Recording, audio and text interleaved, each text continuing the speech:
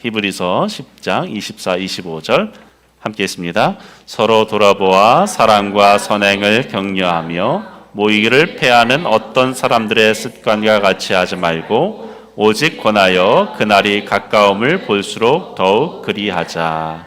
아멘. 자리에 앉겠습니다. 많이 덥죠?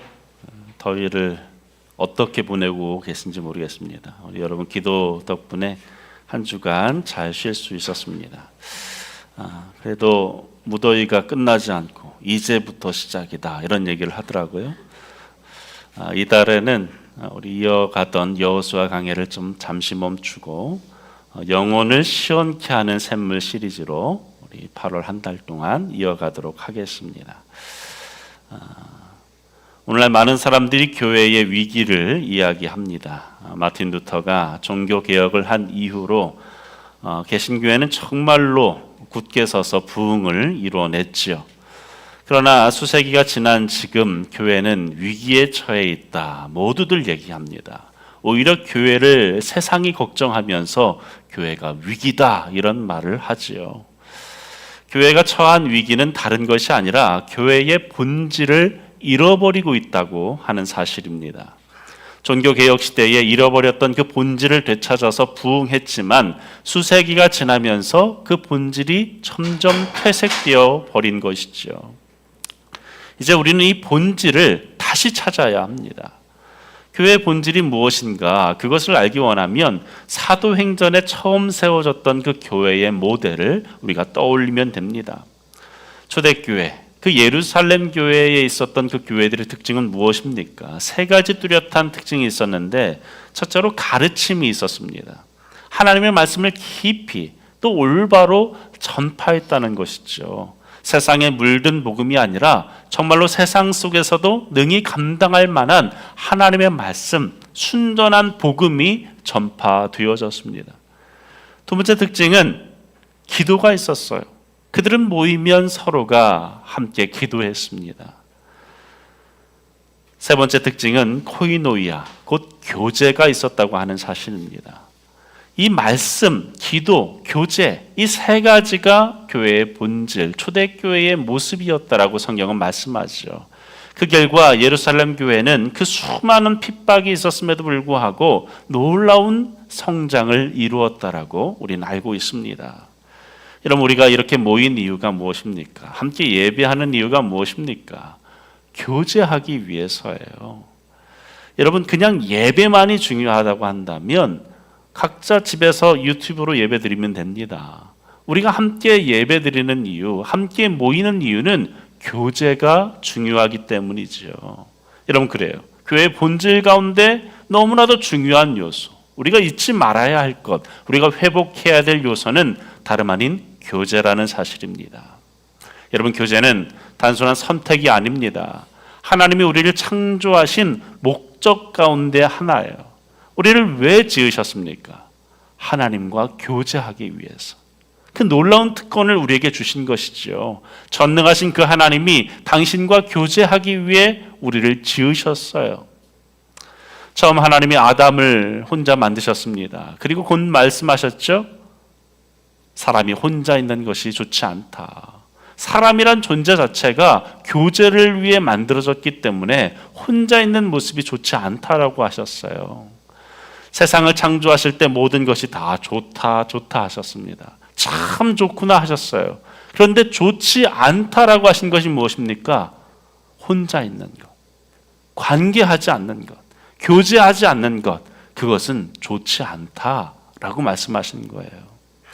여러분, 교회의 목적은 단순히 예배당에 사람들을 채우기 위한 것이 아닙니다. 성도가 서로 교제하면서 서로를 헌신하며 돌보기 위해 존재하는 거예요. 여러분, 그렇습니다. 우리는 어떤 존재인가? 우리는 교제를 떠나서는 살 수가 없는 존재입니다. 교제할 때만이 우리의 존재 목적을 알아가는 것이고 삶의 가치를 알아가게 되어집니다. 그럼 도대체 교제가 무엇인가? 오늘날 교회의 위기 가운데 하나는 교제를 사람들이 머리로만 알고 그 교제를 잘못된 방법으로 이루고 있다는 사실입니다. 교제를 대부분 어떻게 생각하는가? 그저 세상 사람들이 하는 그 정도의 교제라고 생각하는 거예요. 만나서 인사하고 안부를 묻고 그저 친절하게 대화하는 것, 그 정도가 교제라고 생각합니다. 취미생활 정도 나누고 일상을 얘기하는 정도, 그게 교제라고 생각하죠. 하지만 여러분, 성경은 그것이 교제라고 말한 적이 없습니다. 내가 그것하고 난 교제 잘하고 있어 라고 한다면 큰 착각하고 계신 거예요. 여러분, 교제가 그렇다면 무엇인가? 헬라어로 코이노이아인데, 교제를 제가 이렇게 정의하고 싶습니다. 교제는 우리가 예수님께 하듯이 서로에게 헌신하는 것입니다. 교제는 예수님께 내가 하듯이 다른 사람에게 그렇게 대하는 것, 그것이 교제예요. 우리가 예수님을 주로 믿어서 구원을 얻게 되어지면 우리에게 놀라운 변화가 일어나게 되어지죠. 그 가운데 하나가 무엇입니까? 우리가 그리스도와 한 몸이 되어지는 거예요. 그리스도의 몸의 일부가 되어진다라고 말씀합니다. 그 사실을 로마서 12장 5절은 이렇게 말씀하죠. 우리 함께 읽습니다. 이와 같이 우리 많은 사람이 그리스도 안에서 한 몸이 되어 서로 지체가 되었느니라. 우리가 그리스도 안에 있을 때 어떤 일이 일어난다고요? 지체가 되어진다. 한 몸이 되어진다. 원바디, 우리가 모두가 한 몸이 되어졌다. 그러므로 교제가 무엇인가를 우리가 정확히 알기 원한다면 우리의 몸을 살펴보면 쉽습니다. 여러분, 교제 무엇입니까? 이 몸처럼 대하는 거예요. 몸의 습관처럼, 몸의 모습처럼 서로를 대하는 거죠. 예를 들어 무언가 내 얼굴을 향해 무언가 날라와요. 돌이 날라옵니다. 그러면 어떻게 합니까? 얼굴에 날라온다고 손이 얼굴 맞으니까 난 상관없어 합니까? 자동적으로 온몸이 움직입니다. 발은 나름대로 움직이고 허리를 굽히고 손은 얼굴을 막지요. 얼굴 하나가 다치는 것이 아니라 온몸이 자신이 다친다라고 여기는 것 아닙니까? 목이 마르면 어떻습니까? 위장만 목마른 거니까 나 상관없어 라고 합니까? 아니죠. 목마른 그 순간부터 눈은 막 이리저리로 찾습니다. 물이 어디 있는가? 물을 찾으면 바로 그리로 온몸이 다가가죠. 손을 뻗어서 그리고 그 물을 입에 넣습니다. 그 모든 행위가 이 지체 안에서 이루어지는 것이죠. 교회가 그와 같다는 거예요. 교회는 그리스도의 몸입니다. 한 지체가 다른 지체에게 예수님께 하듯이 헌신하는 것, 그것이 교제입니다. 오늘날 이 교회의 위기를 우리가 극복하기 위한 것은 무엇입니까? 이 교제를 회복하는 거예요. 예수님께 하듯이 우리가 그렇게 서로를 섬기며 교제할 때 이 시대의 위기는, 교회의 위기는 회복되어지리라 믿습니다. 그렇다면 우리가 이 교제를 교회 안에서 어떻게 올바로 할 수 있는가? 구체적인 세 가지 지침을 함께 배우기 원합니다. 먼저 성경이 말씀하시는 교제를 하기 위해서는 하나님 말씀하십니다. 자주 만나야 합니다. 따라할까요? 자주 만나야 한다. 교제란 무엇인가? 일단 자주 만나야 합니다. 히브리서 10장 25절 오늘 말씀 보면 모이기를 패하는 어떤 사람들의 습관과 같이 하지 말고 오직 권하여 그날이 가까움을 볼수록 더욱 그리하자. 그냥 간단히 말하면 자주 만나라는 거예요. 모이기에 힘쓰라는 것이죠. 여러분, 교제라는 것은 시간을 내지 않고는 되어지지 않습니다. 누군가 교제하기 위해서는 그 사람에게 시간을 주어야 합니다. 저는 이것이 시간을 희생하는 것이라 생각해요. 교제하는 데 있어서 희생은 반드시 필요한데 그 첫 번째가 시간의 희생이에요. 내 시간을 희생해야 됩니다. 어떤 사람들은 만나서 뭔가 뽕을 뽑아야 된다고 생각하는 사람들이 있어요. 그 사람과 만나서 뭔가 유익하지 않고 내가 즐겁지 않으면 그 교제가 좋지 않다라고 생각하는 사람들이 있어요. 하지만 교제의 원리는 그런 것이 아니에요. 희생하는 거예요. 그를 위해서 내 시간을 드리는 겁니다. 희생하는 거예요. 막상 나에게 그것이 별로 유익하지 않았어도 그 상대를 위해 주는 거예요. 서로가 서로에게 시간을 주는 것이죠. 여러분, 시간만큼 소중한 게 어디 있습니까? 여러분, 세상에 재벌인 사람들, 돈을 쌓아두고 있는 사람들, 그 사람들조차도 어찌할 수 없는 것이 시간이에요. 억만장자가 당신의 숙명을 1년 늘려준다라고 하면 그 사람들은 아낌없이 돈을 쓸 겁니다. 우리가 상상치 못할 돈을 거기에 쏟아 부을 거예요. 시간이라는 것이 그렇지 않습니까? 여러분, 우리 교회에 목장교회가 있습니다. 올해부터 금요일마다 모여서 삶을 나누고 말씀의 은혜를 나누고 기도 제목을 나누고 교제하지요. 제가 설교 시간을 줄여서라도 이 목장 모임의 시간을 확보하는 이유가 무엇입니까? 그 목장교회 안에서의 교제가 우리 교회에 너무나도 중요하기 때문이에요. 말씀 전하는 이 시간만큼 중요하기 때문이에요. 그 중요함을 좀 알았으면 좋겠어요. 제가 말씀을 전하는 것만큼, 이 시간만큼 목장교회 모임이 중요하다. 목자들은 그것을 알고 그 모임을 정말로 성심을 다해 준비하고, 목원들은 그 시간을 정말로 소중함으로 참여하는 거예요.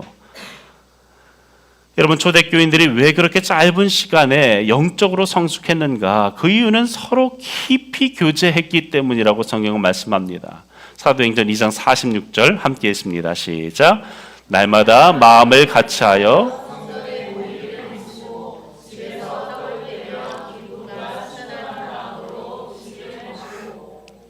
여기서 강조되는 게 뭡니까? 날마다 우리가 매일 만날 수는 없잖아요. 여기서 날마다는 매일이 아니라 자주 만났다는 거예요. 음식을 나누고 떡을 떼고 깊은 교제가 그 안에 일어났다. 이것이 성경적인 교제의 모습입니다. 복음서를 우리가 보면 예수님께서 사신 그 모습들을 보면 예수님은 사람들을 만날 때마다 음식을 드셨어요. 먹는 것에 대해서 성경은 굉장히 관심이 많습니다. 예수님은 어느 집에 가서든 그들과 함께 식사를 나누셨어요. 왜 그랬었습니까? 식탐이 많아서? 예수님 먹을 것에 막 욕심이 많아서 그런 오해를 받기도 했어요. 술과 음식을 탐하는 자다라는 별명을 갖기도 하셨어요. 그런 오해를 사면서까지도 왜 예수님은 집에 가서 그들과 교제하며 음식을 나누셨습니까? 여러분, 음식을 먹는다는 것은 무방비 상태에서 서로를 보는 거예요. 음식을 먹는다는 그 행위 자체가 완전 무방비 상태가 되어지잖아요. 그 무방비 상태를 서로에게 보여줌으로 인해서 나는 당신에게 내 마음을 엽니다 라는 고백을 서로가 나누는 것이죠. 여러분, 그래서 보세요. 우리는 아무하고나 식사를 함께 하지 못합니다. 사실 그렇잖아요. 제가 신학교에 처음 입학했을 때에 며칠 동안 밥을 못 먹었습니다. 왜 못 먹었냐 하면 제가 신학교 오리엔테이션을 못 갔어요. 침신대 오리엔테이션은 한 2박 3일 동안 끈끈하게 교제하는 그런 시간들인데 제가 그때 안 갔더니 친구를 하나도 못 사귄 거예요. 식당에 갔더니 뭐 끼리끼리 자기들끼리 먹으니까 뭐 저는 신경도 안 쓰고 누구하고 같이 끼어서 먹자니 좀 어색하고 며칠을 그냥 굶었던 기억이 납니다. 도서관 가서 책만 보고, 책 보려고 해서 본 게 아니라.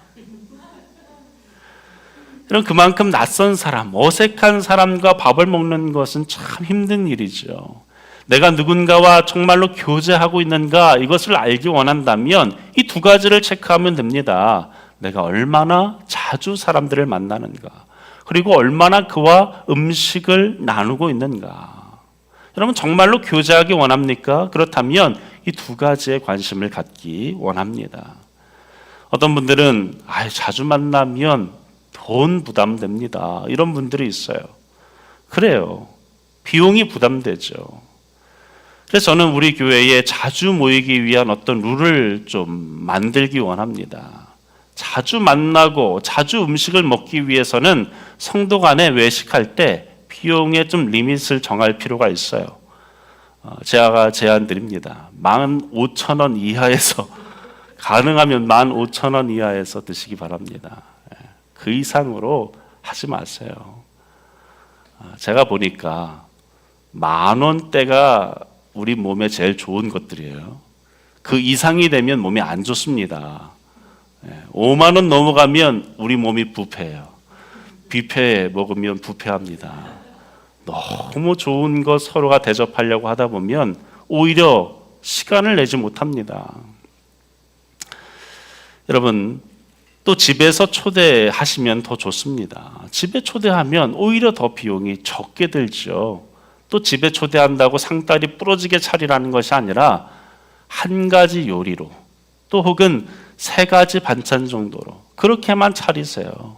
우리 한국에는 허례의식이 많아요. 손님 오면 초대해서 극진히 섬겨야 한다라고 생각하는 그 문화가 있습니다. 근데 이것은 좀 틀린 문화예요. 서로 음식을 같이 준비하면 더 좋은 거예요. 그리고 음식을 그 집주인이 준비했으면 설거지를 대신해 주는 거, 이런 거 좋은 문화예요. 그래야 초대하는 사람도, 초대를 받는 사람도 부담이 안 되는 거죠. 여러분, 자신이 여유가 되어진다고 막 넘치게 하면 나는 이렇게 잘 섬기는 사람이야, 그렇게 뽐내면 다른 사람의 섬김의 기회를 박탈하는 겁니다. 직장 다니는 사람들은 시간 내기도 어렵잖아요. 음식 준비하기도 어렵잖아요. 누군가는 솜씨가 좀 안 좋을 수도 있잖아요. 그러니까 남을 위해서 좀 절제할 필요가 있습니다. 얼마나 핑계대기 좋습니까? 우리 오롯이 교회 룰이야. 15,000원 이하로만 먹어야 돼. 한 가지 요리로만 했어. 설거지는 네가 해. 우리 교회 룰이야. 그렇게 앞으로 나누시고 자주 모이시길 바랍니다. 아멘을 아무도 안 하네. 스스로에게 한번 질문해 보세요. 나는 교회 지체들에게 얼마나 헌신되어 있는가? 성경이 가르쳐 주시는 그 교제를 위해서 우리는 자주 만나야 합니다. 둘째로 깊게 만나야 합니다. 따라할까요? 깊게 만나야 한다. 우리가 아무리 자주 만나도 서로 간에 피상적으로 만나서는 올바른 교제가 이루어질 수가 없습니다. 서로가 가면을 쓰고 피상적으로 만나면 그 교제는 오히려 더 공허할 뿐이에요. 만나서 그저 남의 얘기나 하고 축구 얘기나 하고 정치 얘기나 하고 그렇게 헤어진다면 아무 유익이 없습니다. 물론 그런 얘기 아예 하지 말라는 게 아니에요. 문제는 그런 것들만 얘기하는 게 문제라는 거예요. 여러분, 그 교제는 문제가 있습니다. 그러면 어떻게 우리는 깊게 만날 수 있는가? 먼저 솔직하고 진실하게 만나야 합니다. 솔직하고 진실하게. 언제 깊은 교제가 가장 이루어지는가? 우리가 빛 가운데 서로를 대할 때에, 자신을 숨김없이 드러낼 때에 교제는 비로소 깊어집니다. 여러분, 아무리 오래 만나도 서로 꽁꽁 감춘 채로, 또 자신을 드러내지 않는 채로 서로 만나면 그 관계는 절대로 깊어질 수가 없습니다. 자신의 약함, 실수, 상처, 그것들을 드러낼 때 하나님께서 그 관계 안에서 회복을 이루어 주시는 거예요. 여러분, 우리는 누구 앞에서 솔직해질 수 있습니까? 나와 관계가 깊은 사람, 나를 진심으로 받아줄 수 있는 사람 앞에서 우리는 나눌 수 있죠. 하지만 역으로 우리는 또 생각할 수 있어야 돼요. 관계를 깊게 만들 수 있는 것 중에 방법 하나가 바로 나 자신을 솔직하게 드러내는 것입니다. 이 두 가지가 함께 이루어져야 되는 거예요. 내 약함, 내 실수, 내 상처를 나눌 때 그곳에 깊은 교제가 일어나요. 아, 왜 내 모임에는, 내가 있는 그 모임에는 깊은 교제가 없는가? 여러분, 처음부터 내가 나누지 않기 때문에 그런 거예요. 나누다 보면 깊어지고 깊어지면 더 나누고 싶어지는 거죠. 여러분, 그러나 그것보다 더 중요한 것이 하나 있습니다. 무엇인가? 말씀 안에서 만나야 합니다. 솔직하게 만나되 우리는 어디서 만나야 되는가? 말씀 안에서 만나야 됩니다. 따라할까요? 말씀 안에서 만나자. 여러분, 나 자신을 솔직하게 드러내는 것이 너무나 중요합니다. 그러나 한 가지를 기억해야 됩니다. 성령의 인도하심 없이, 말씀의 기준 없이 단지 분위기에 이끌려서 자기의 부끄러운 모든 과오, 실수, 이것을 다 드러내면 어떻게 됩니까? 그것은 나 자신에게도 유익이 안 되고 상대에게도 유익이 안 되는 거예요. 그 순간은 잠깐 해방감이 들죠. 속이 후련해지고 좋을 수 있습니다. 그러고 나서 집에 와서는 후회하는 거죠. 아, 내가 왜 그런 얘기까지 다 했지? 그러고는 어떻게 합니까? 그 말을 한 게 좀 어색해서 그 모임을 막 피해요. 그 사람을 막 피합니다. 그러다가 교회까지 안 나오는 사람을 저는 봤어요. 여러분, 이것은 지혜로운 교제가 아닙니다. 그러면 어떻게 해야 되는가? 하나님의 말씀을 통해서 서로를 대하며 만나야 합니다. 말씀이 기준되지 않는 나눔은 의미가 없어요. 서로 간에 서로를 오픈할 때 그 말씀을 통해서 서로를 격려하고 회복의 은혜가 일어나야 한다는 사실이죠. 여러분, 말씀의 능력이 참으로 많지만 그 가운데 하나가 무엇입니까? 말씀은 우리를 드러냅니다. 히브리서 4장 12절 보시죠. 하나님의 말씀은 살아있고 활력이 있어 좌우에 날선 어떤 검보다도 예리하여 혼과 영과 및 관절과 골수를 찔러 쪼개기까지 하며 또 마음의 생각과 뜻을 판단하라니. 13절 함께 했습니다. 지으신 것이 하나도 그 앞에 나타나지 않음이 없고 우리의 결산을 받으실 이의 눈앞에 만물이 벌거벗은 것 같이 드러나느니라.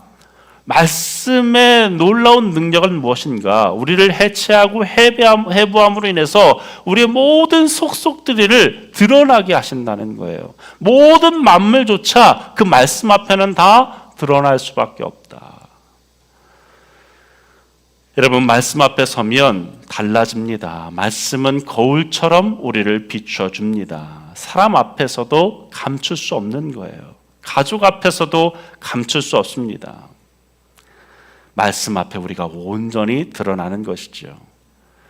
그러나 말씀은 우리를 그저 드러나게만 하는 것이 아니라는 것입니다. 그렇다면 문제가 되겠죠. 서로의 수치만을 드러나게 한다면, 그것이 말씀의 능력이 전부라고 한다면 문제가 있지 않겠습니까? 말씀에는 또 다른 능력이 있는데 그것이 무엇인가? 디모데전서 4장 5절 함께 읽습니다. 시작. 하나님의 말씀과 기도로 거룩하여 짐이라. 말씀은 우리의 연약함과 문제를 드러내게 만들고 빛 가운데 거하게 만들 뿐만 아니라 그 드러낸 그 상처와 문제를 회복시킨다는 거예요. 우리를 거룩하게 만든다. 거룩하게 만든다는 것이 무엇입니까? 흠없게 만든다. 깨끗하게 만든다. 이런 말이죠.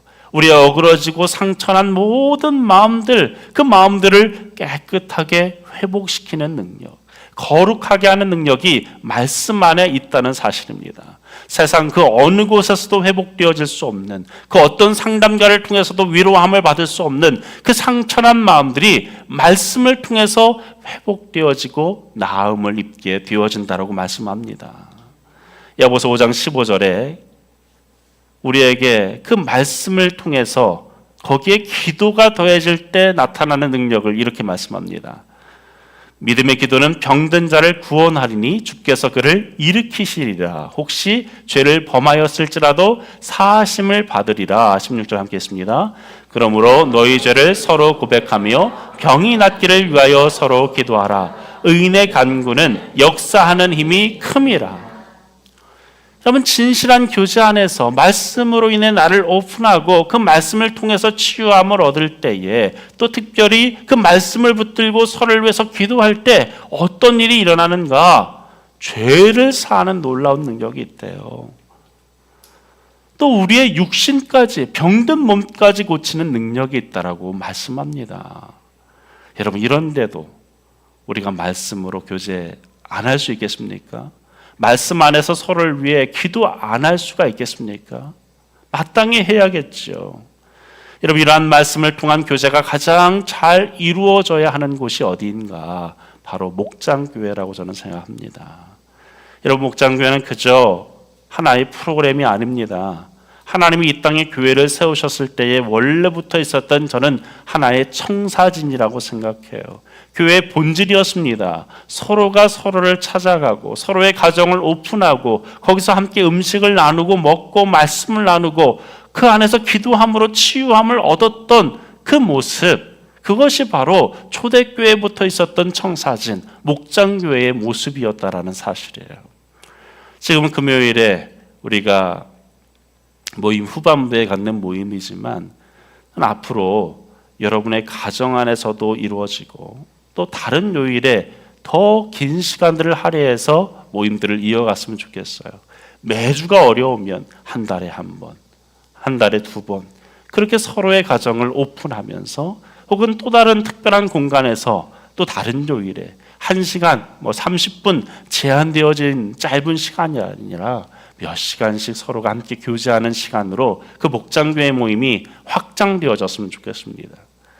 이를 위해서 올해 하반기에 10월에 목장데이를 할 거예요. 그때에는 우리 교회 주일에 문 닫습니다. 목장들이 자체적으로 예배를 장소를 컨택해서 예배를 드리게 될 거예요. 그때에 저는 메시지만 녹화해서 딱 보내줄 겁니다. 찬양 따로 그 목장 안에 준비하시고 대표 기도자 알아서 준비하시고 그리고 메시지만 영상으로 보고 같이 기도하고 또 음식을 목장 안에서 나누고 1박 2일로 해도 좋아요. 하루 온종일 해도 좋습니다. 정말로 교회의 본질이 무엇인지를 이 목장교회 안에서 보여주시기를 바랍니다. 여러분 팔이 여러분 몸에 떨어져 나가 있으면 그것이 내 팔이라고 할 수 있습니까? 몸이 잘려서 나가서 저기서 막 뒹굴고 있어요. 내 팔이야 라고 할 수 있습니까? 아니죠. 예배만 참석한다고 좋은 설교 듣는다고 삶이 변하는 것 아닙니다. 여러분 씁쓸한 얘기를 하자면 우리 교회 유튜브 조회수가 미미하지만 그나마 좀 늘고 있어요. 근데 그걸 보면 참 한편으로는 씁쓸합니다. 우리 교회 오지도 않으면서 영상만 보고 있구나.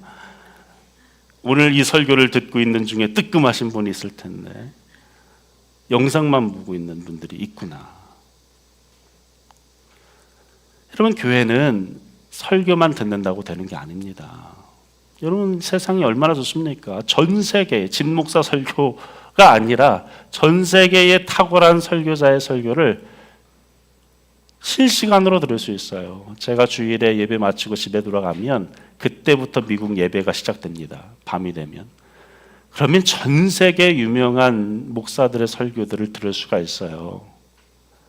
그럼 얼마나 좋은 세상입니까? 좋은 설교로 사람들이 다 변화되고 그 신앙이 깊어질 수 있다면 그럼 뭐하러 개교회들이 존재합니까? 탁월한 설교가 몇 사람만 세워서 스타 설교가 몇 사람만 세워서 다 송출하면 되어지죠. 하지만 그렇지 않다는 거예요. 여러분 교제를 떠나서는 하나님의 말씀을 제대로 배우고 익힐 수가 없습니다. 지금 전하는 이 말씀이 실천되어져야 내 신앙이 되어지는 거예요. 그 실천은 어디서 이루어지는가?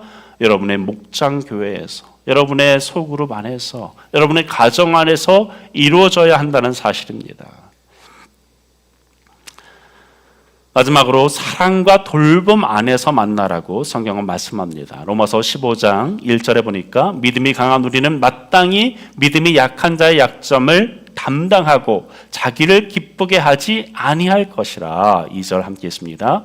우리 각 사람이 이웃을 기쁘게 하되 선을 이루고 덕을 세우도록 할지니라. 믿음이 약한 자의 약점을 서로 담당하는 거래요. 자기를 기쁘게 하지 아니할 것이다. 남을 위해서 할 거라는 거죠. 희생하라는 거예요. 여러분 이 세상에는 사랑이 필요하지 않을 만큼 완벽한 사람은 없습니다. 모든 사람에게 다 사랑이 필요해요. 위로가 필요합니다. 자, 휴가 기간 보내면서 정말 잘 먹었어요. 잘 쉬기도 했고, 근데 잘 쉬니까 평소에 꾸지 않은 이 꿈을 꾸더라고요. 꿈을 꿨는데 꿈의 내용이 기억이 안 나는데 꿈속에서 펑펑 울었어요. 저한테 이제 친한 친구가 이제 손에 꼽는 친구가 몇 사람 있어요. 한 3사람 있다라고 말할 수 있는데 그 중에 2사람이 다 미국 가 있습니다. 그 중에 한 친구를 꿈속에서 끌어안고 펑펑 운 기억이 나는 거예요. 너무 많이 운 생각밖에 안 나더라고요. 그래서 아침에 일어나서 그 친구에게 카톡 메시지를 보냈어요. 무슨 꿈의 내용인지 모르겠는데 이렇게 널 붙잡고 펑펑 울었다. 그렇다고 뭔 일 있는 건 아니다. 나이가 드니까 사람이 그립나 보다. 했더니 바로 전화가 오는 거예요. 그 시간이 이제 시차가 우리가 있으니까 한밤중일 텐데 전화가 바로 오면서 하는 얘기가 야, 나 지금 한국 들어왔어. 그래서 안 그래도 만나러 오려고 했다고. 그래서 오늘 오겠답니다. 얼마나 위로가 되어지든지 모든 사람에게 다 그런 게 필요하더라고요. 저에게도 필요하구나 이걸 느꼈어요. 모든 사람에게 사랑이 필요하지 않은 사람이 어디 있습니까? 다 위로가 필요해요. 여러분 교회 지체 중에 누군가에게 전화해서 당신이 생각나서 전화했어. 간밤에 꿈속에 나와서 전화했어. 그러면 부담스러워. 왜 그래? 이런 사람 없어요. 고마워하죠. 다 필요합니다. 위로가 다 필요한 거예요. 여러분 교회는 단순한 모임이 아닙니다. 서로를 돌보고 서로의 약점을, 아픔을, 상처를 싸매주는 거예요. 서로를 위해 기도해주고 서로를 위해 위로해주는 겁니다. 저는 압니다. 드러내지 않지만, 밝히지 않지만 우리 교회 안에 그렇게 서로를 섬기는 분들이 있다는 것을 알아요. 무명으로 누군가를 위해서 지정 헌금을 하는 분도 있고, 교회에 필요한 부분이 보이면 자신이 모아둔 돈을 기꺼이 내놓는 분들이 있습니다. 그들의 그 계산 없는 그 헌신 때문에 우리 교회의 재정은 이제까지 부족한 적이 없었습니다. 항상 넘치도록 채워졌어요. 여러분 스스로가 한번 계산해 보세요. 우리 교회 1년 예산을 두고 계산기 두들겨 보세요. 우리 교인의 n분의 1로 나눠 보세요. 여러분 계산이 안 섭니다. 어떻게 그런 예산을 집행할 수 있는지 계산이 서지가 않아요. 그렇게 되어질 수 있는 이유가 무엇입니까? 계산 없는 헌신하는 이들, 정말로 이 교회를 사랑하는 이들이 있기 때문에 가능한 거예요. 여러분 교회는 단순한 모임이 아닙니다. 우리는 예수 그리스도의 피로 구원받아 한 몸이 되어진 지체입니다. 얼마나 값집니까? 얼마나 소중합니까? 그리스도의 몸 안에서 한 피를 나누고 있는, 피가 서로 교류하고 있는 한 지체라는 거예요. 우리가 그 피를 나누고 있는 공동체라는 사실을 기억하고 서로에게 영양분을 공급하고 서로에게 힘이 되어질 수 있기를 주의 이름으로 축원합니다. 마지막 성경이 가르치는 것은 무엇입니까? 넓게 만나야 한다는 거예요. 넓게 만나야 됩니다. 넓게 만난다는 것에는 두 가지 의미가 있습니다. 먼저 만남의 범위를 넓히라는 것입니다. 이제까지 목장교회에 대해서 강조했어요. 몇 사람과 깊은 교제를 나누는 건 너무나도 중요하지만 거기에만 머물러서는 안 된다는 것이죠. 우리는 오롯이 교회입니다. 오롯이 교회 공동체입니다. 물론 모든 교인하고 다 공평하게 똑같이 다 친해질 수는 없습니다. 하지만 가능하면 계속해서 내 교제의 범위가 넓어져야 하는 거예요. 여러분 사회학적 연구에 의하면 우리 인간은 사회학적으로 어떤 모임에 7명의 사람을 정말로 깊이 알고 그들과 친하게 되어지면 그 장소가 자기 집처럼 느낀대요. 반대로 말하면 7명이 되지 않으면 어떤 겁니까? 불편한 거예요. 그 장소가.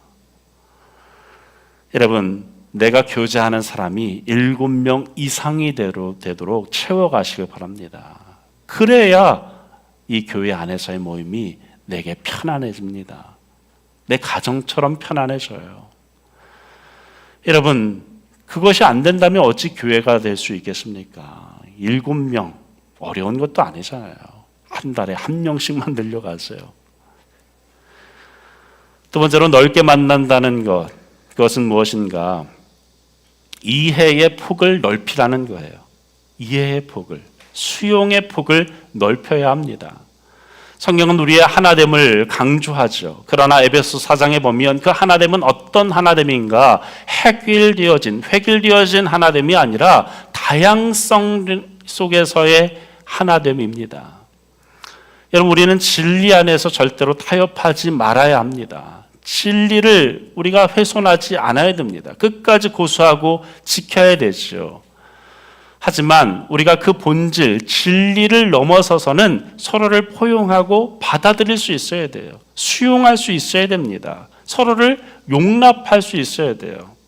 에베소 4장 2절 모든 겸손과 온유로 하고 오래 참음으로 사랑 가운데서 서로 어떻게 하라고요? 용납하고 3절 함께 했습니다. 평안에 매는 줄로 성령이 하나 되게 하신 것을 힘써 지키라. 여러분, 정말로 깊은 신앙, 그것을 내가 소유하고 있는지를 점검하는 것은 무엇입니까? 내가 포기할 줄 아는가? 그것을 보면 됩니다. 정말로 깊은 신앙인은요, 포기할 줄 알아요. 내려놓을 줄 압니다. 그런데 문제는 오래된 신자일수록 그렇지 않은 경우를 너무도 많이 본다는 거죠. 어떤 분들은 얼마나 그 마음이 좁은지 흑백 논리에 사로잡혀 있는 사람들이 있어요. 그래서 사람들을 쉽게 쳐냅니다. 잘라냅니다. 자기 주위에 얼마나 틀린 사람들이 많은지, 저 사람도 틀렸고 이 사람도 틀렸고 저 사람도 텄어, 다 텄어, 나 빼고는 다 텄어. 여러분 기억하세요. 신앙이 깊어지면 넓어지는 거예요. 여러분 정말로 내 인생이, 내 인격이 누군가에게 존중받고 또 내 삶이 누군가에게 본이 되고 싶지 않습니까? 그런 삶을 살고 싶잖아요. 그런데 그렇게 존경받는 사람들의 특징은 뭔지 아십니까? 넓더라고요. 넓은 사람들이 존경받더라고요. 그런 사람들이 세상을 떠날 때 모든 사람들이 아쉬워하더라고요. 그런데 아주 편협하게, 아주 좁은 시야만 가지고 자기의 그 바운더리에 있는 사람들만 수용하며 사는 사람들은 그 끝이 외롭더라고요. 여러분, 신앙이 깊어지면 넓어집니다.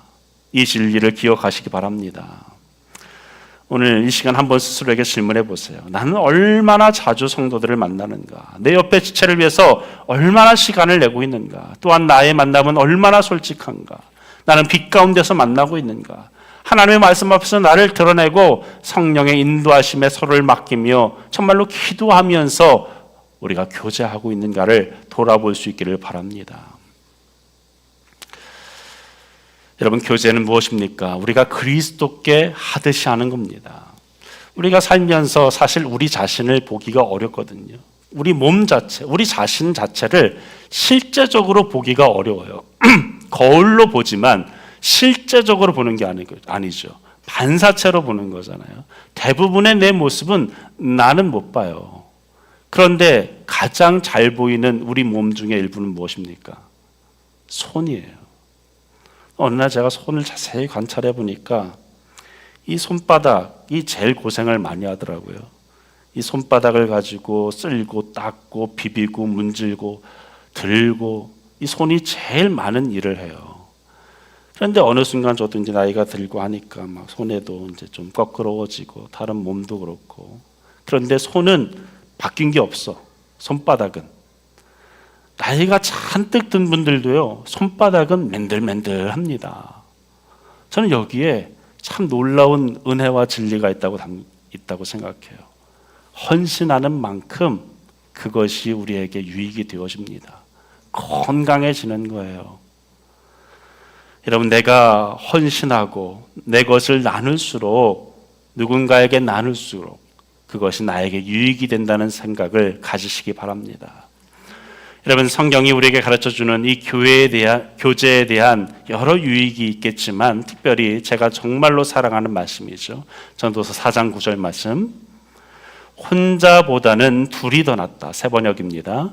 두 사람이 함께 일할 때에 더 좋은 결과를 얻을 수 있기 때문이다. 그 가운데 하나가 넘어지면 다른 한 사람이 자기 동물을 일으켜 줄 수 있다. 그러다 혼자 가다가 넘어지면 딱하게도 일으켜 줄 사람이 없다. 또 둘이 누우면 따뜻하지만 혼자라면 어찌 따뜻하겠는가. 12절 함께 있습니다. 혼자 싸우면 지지만 둘이 힘을 합하면 적에게 맞설 수 있다. 세 겹줄은 쉽게 끊어지지 않는다. 아멘. 이것이 하나님이 우리에게 교회로 함께 하도록 하신 이유예요. 목장교회를 주신 이유입니다. 여러분, 남극의 끝없는 그 설원을 보신 적이 있습니까? TV에서 우리가 다 한 번쯤은 봤을 거예요. 그곳에는 황제 펭귄이 있습니다. 까만 몸에 하얀 가슴, 마치 이렇게 턱시도를 입은 것처럼. 그런데 그 남극의 겨울은 우리가 상상할 수 없을 정도로 춥지요. 영하 50도 이하의 그 추위에, 그 세찬 바람에 그 눈보라가 끊이지 않습니다. 그럼 사람이라면 불과 몇 분도 견디지 못할 거예요. 그런데 황제 펭귄은 어떻게 그렇게 견딜 수 있는가? 학자들이 연구해 보니까 놀라운 비밀이 하나 있는데 바로 허들링이라는 행동이에요. 펭귄들이 원을 만들어서 서로의 몸을 바짝 붙이고 하나의 거대한 온기 덩어리를 만드는 거죠. 바깥쪽에 선 펭귄이 몸으로 바람을 막아주고 서로를 지탱해주는 이 허들링 때문에 그 혹독한 겨울을, 그 추위를 이겨낼 수 있는 겁니다. 더 놀라운 것은 뭔지 아세요? 이 위치를 스스로 바꾼다는 거예요. 계속 바깥에만 있는 게 아니라 안쪽에 있는 펭귄이 바깥으로, 바깥에 있는 펭귄이 안쪽으로 위치를 서로 바꿔가면서 이 허들링의 대형을 지킨다는 것이죠. 그래서 그 추위를 이겨낼 수 있다는 거예요. 또 한 가지 유익은 무엇입니까? 다른 맹수로부터 서로를 지킬 수 있는 거죠. 이렇게 함께 있을 때, 무리에서 떨어져 있을 때보다 서로를 보호해 줄 수 있다는 거예요. 서로에게 몸을 내어주고 허들링함으로 그 겨울을, 그 추위를 이겨내고 맹수로부터 서로를 보호하는 겁니다. 남아프리카에는 우분투라는 말이 있습니다. 우분투. 무슨 뜻인가? 우리가 함께 있기에 내가 있다. 우리가 함께 있기에 내가 있다. 어느 날 인류학자가 그곳 아이들을 대상으로 실험을 했어요. 저기 멀리 딸기 바구니 하나를 놓고 이렇게 말합니다. 가장 먼저 도착하는 사람에게 저 딸기 바구니 전부를 줄 거야. 여러분, 아이들이 배고프면 어떻습니까? 막 달려가서 서로를 쟁취하려고 하지 않겠습니까? 아마 이 사람은 그것을 생각한 것 같아요. 그런데 너무나도 뜻밖의 결과가 나타났습니다. 아이들은 서로 약속이나 한 것처럼 손을 잡고 같이 가는 거예요. 함께 뜁니다. 끝까지 서로의 손을 놓지 않고 가다가 결국 모두 함께 일시에 그 바구니 앞에 섭니다. 그리고 둘러 앉아서 딸기를 나눠 먹는 거죠. 그 학자가 놀라서 묻습니다. 왜 한 사람만 다 가질 수 있는데 왜 그렇게 손잡고 가서 같이 먹었니? 아이들이 대답합니다. 우분투. 우리가 함께 있어야 내가 있을 수 있어요. 사랑하는 여러분, 이것이 우리에게 무엇을 가르쳐 줍니까? 혼자 앞서 가는 것보다 함께 가는 것이 더 값지다는 거예요. 신앙도 마찬가지입니다. 우리의 믿음의 여정은 혼자가 아니라 함께 할 때 비로소 완성되어집니다. 하나님이 우리를 그렇게 지으셨어요. 여러분, 한 집에 산다고 다 가족 아닙니다. 한 침대 쓴다고 부부 아니죠. 정말로 친밀한 관계가 이루어질 때, 진짜 교제가 일어날 때 그것이 진짜 부부이고 그것이 가정 아니겠습니까? 여러분, 교제가 무엇입니까? 우리 머리에 딱 각인했으면 좋겠어요. 내가 예수님께 하듯이 서로를 대하는 거예요. 내가 예수님을 사랑하는 만큼 내 지체를 사랑하는 거예요. 내 신앙이 진짜인가를 생각하려면 내 교제를 돌아보시길 바랍니다. 진정 이 오롯이 교회 안에서, 또 여러분이 속해 있는 그 목장교회 안에서 이 교제를 이룸으로 인해 이 여름을, 이 무더운 여름을 넉넉히 이겨낼 수 있는, 허들링 할 수 있는 저와 여러분 되기를 주의 이름으로 축원합니다.